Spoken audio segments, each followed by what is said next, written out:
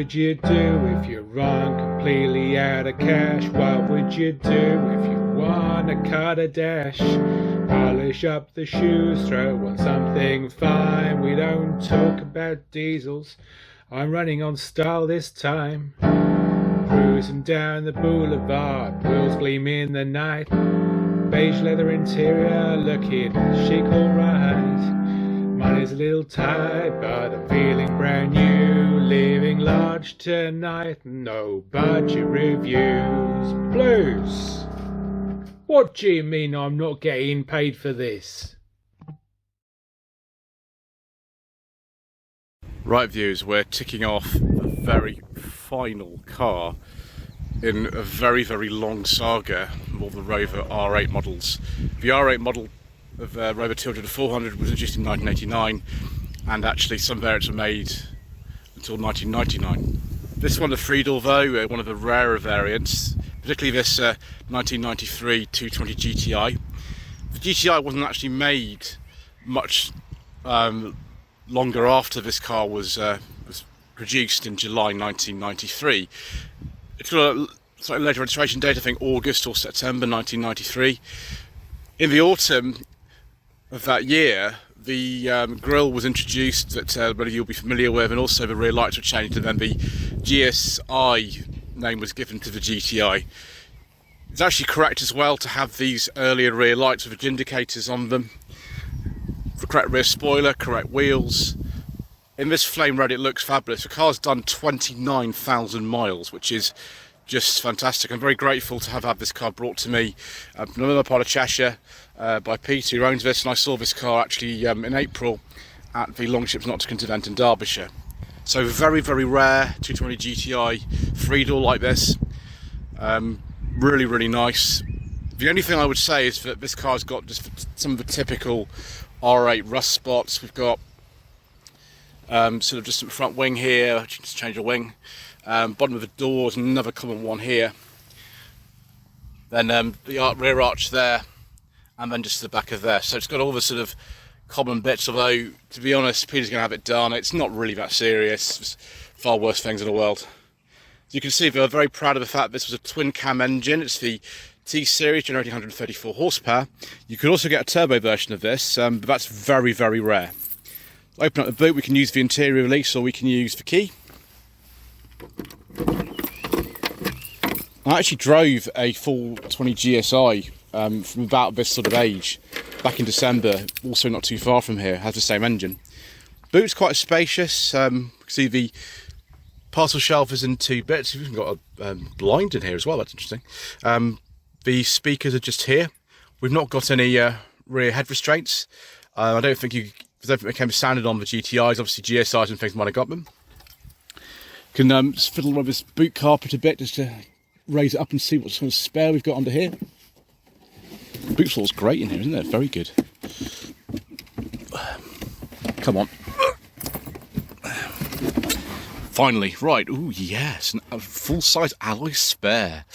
We're doing well today, viewers, aren't we? Very, very well. Just make sure not to lock the keys in the boot, because that would be tragic.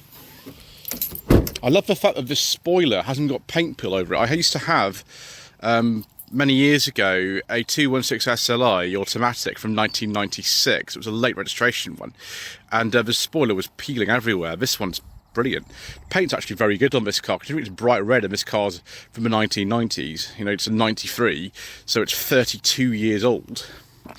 It looks really good. I prefer maybe Night Fire Red, personally, but there we go. We've got another spoiler there as well. Peter's been really looking after this car, and he actually keeps a cover on the dash. I just as often take it off so we can see it. As you can see there, we've got the wood strip, runs all the way through, round like that. We've got Mr. Richardson from Viewers Driver's favourite tea-shelf. We've also got this really sort of jazzy fabric. Now, obviously, I prefer a GSI with some more wood, but not everyone has my preferences. Got a PowerShot driver's window, lots and lots of familiar sort of Honda bits. Obviously, this car shares a lot of parts of Honda Concerto, but it was also made in the same factory at the time, and these days it's much, much rarer. But back in the day, they were much less common as well.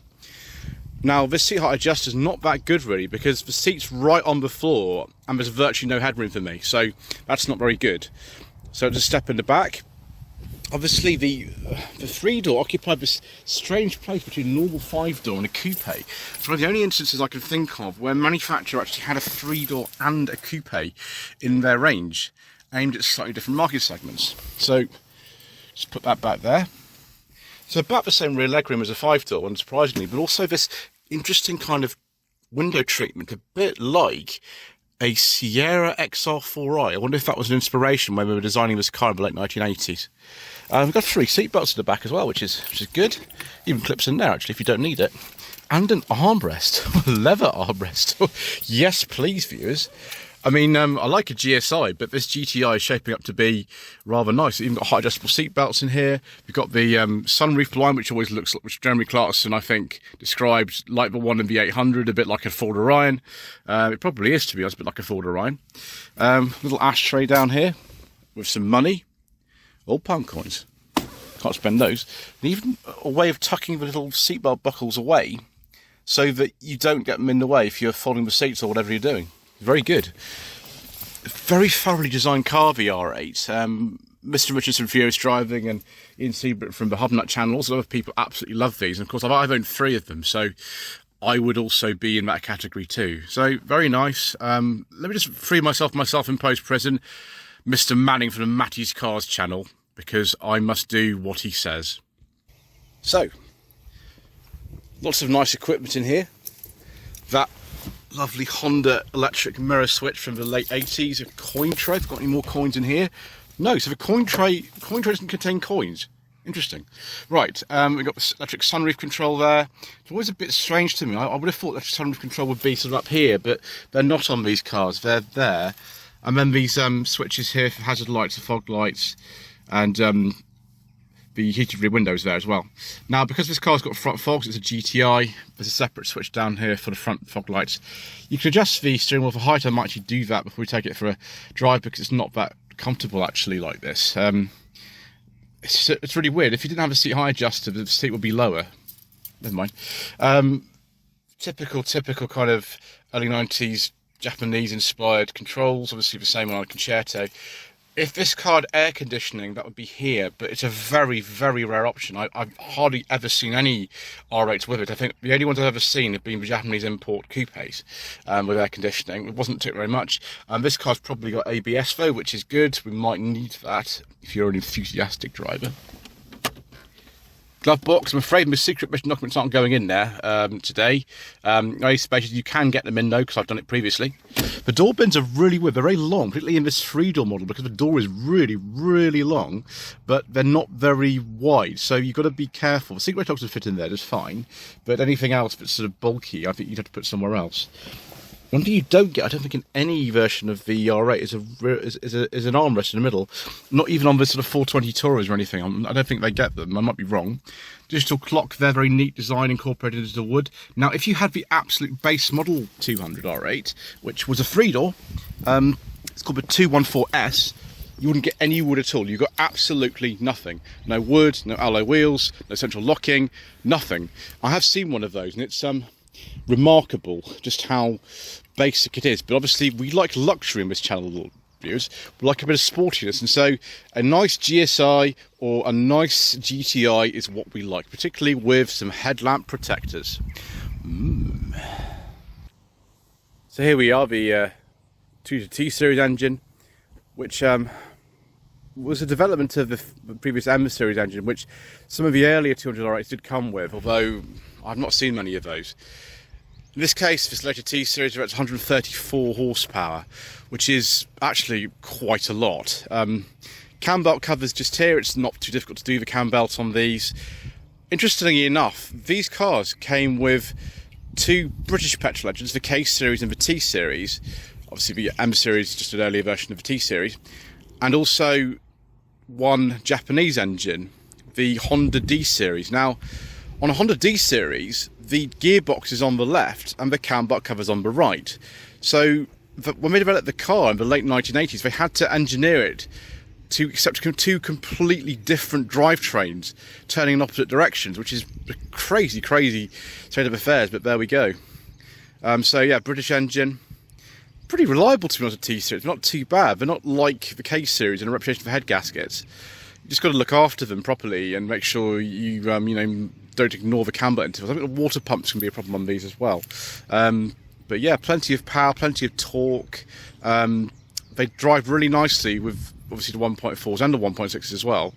But this is something very special. They sound a bit better than the 1.6 in my opinion. But yeah, anyway, that's enough about the engine and everything. I think it's time to go out for a spin.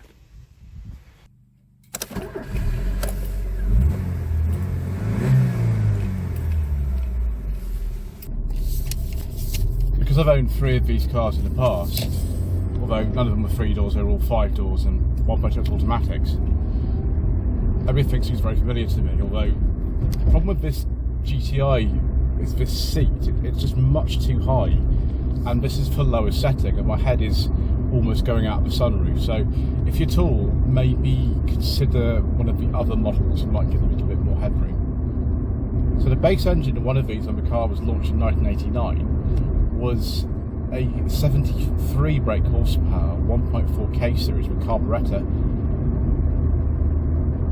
The most common version though is either the 95 brake horsepower version with fuel injection or the 103 brake horsepower version, which was introduced in 1992.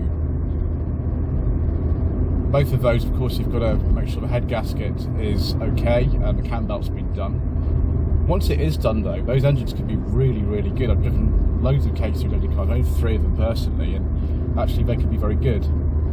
Above that was the Honda D-Series engine, which developed either 108 horsepower in single cam form, or in the 216 GTI twin cam with 122 horsepower, or a little bit less, I think 115 horsepower for the cat version. Above that you could also get this engine, first the M series and then the T series version, both generating around 134 horsepower. The most powerful version of the R8 3-door though was the crazy turbo version, I think GSI Turbo, with 197 horsepower, which suffered from pretty horrendous torque steer, but was a lot of fun.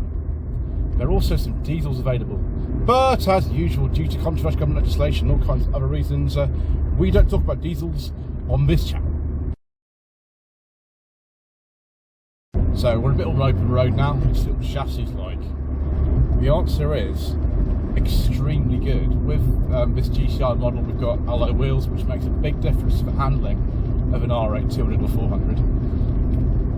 And also, I think the suspension is a little bit different in this from standard, a little bit firmer perhaps. Just across the border into Wales, which means 20 mile limits, but not on this road, unfortunately. The reason I love these cars so much, I've owned so many of them, and I would not say no to another one, is just because of the package that they offer. Very good range of engines, particularly this 2 litre. This has got the Honda derived PG1 manual gearbox in it. Because this car's only done 21,000 miles, the gearbox feels absolutely fantastic. The problem with the 1.4 versions is with the old R65 Peugeot derived gearbox, they get a bit floppy, and once they go floppy, they're not brilliant, to be honest. Let's just go on to this road. It's a 50 limit on this one, and we'll see how we do.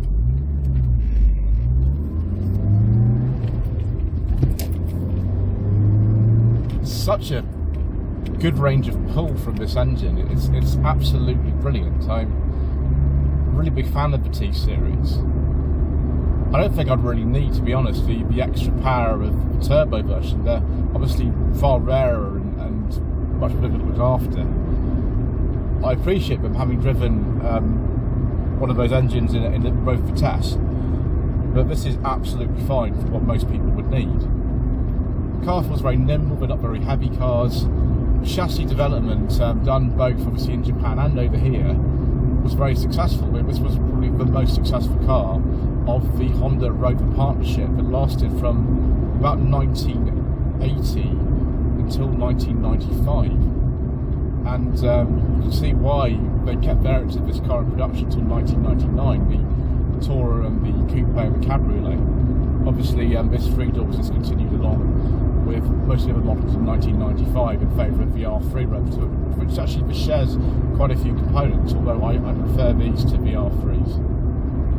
Yeah, it just feels really, really good. It feels like go a long way in this. The only thing is the seat is just so high up, it just really kind of mars things, although the seats in this car do kind of grip you very, very nicely. They're a bit more kind of figure-hugging ones in, say, I don't know, an SLR or something like that. But yeah, so you're not really going to find much criticism, less constructive for me about these cars, because I think they're absolutely brilliant. I would have owned three of them if otherwise. And a lot of people do say that. Obviously, Rovers don't have the best reputation these days. The company's been dead 10, 20 years. But back in the day, they made some very, very good and desirable cars. These were far more kind of aspirational cars, and they were priced a little bit higher than, say, an Astra or an Escort. And I'd say, although the Astra and Escort, the Mark III Astra and the Mark V Escort really would have been in 1993, they're good cars. I do prefer these. Maybe I'm biased, but it's just the way that it is.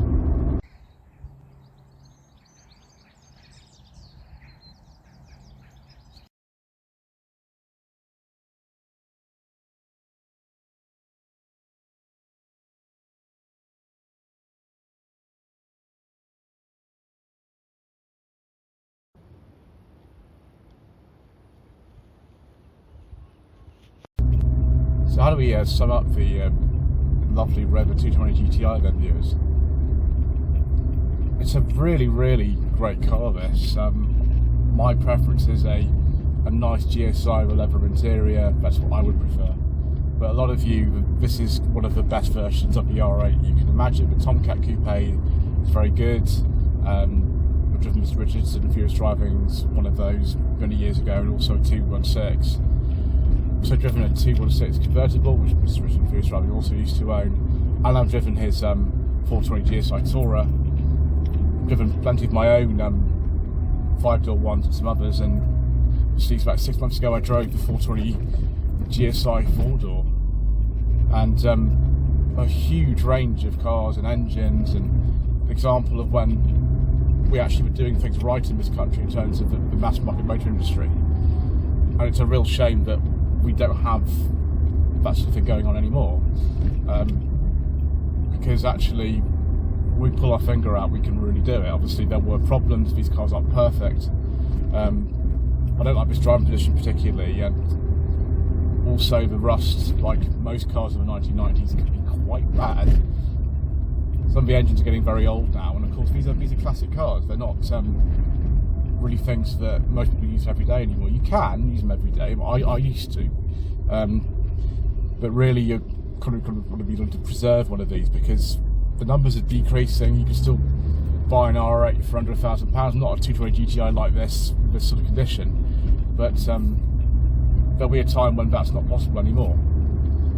Strangely enough, you can probably run the vast majority of these on E10 petrol actually. The Honda engine certainly, the K series I think you can, and even the T series I think is possible as well, although that's really up to you what you want to do.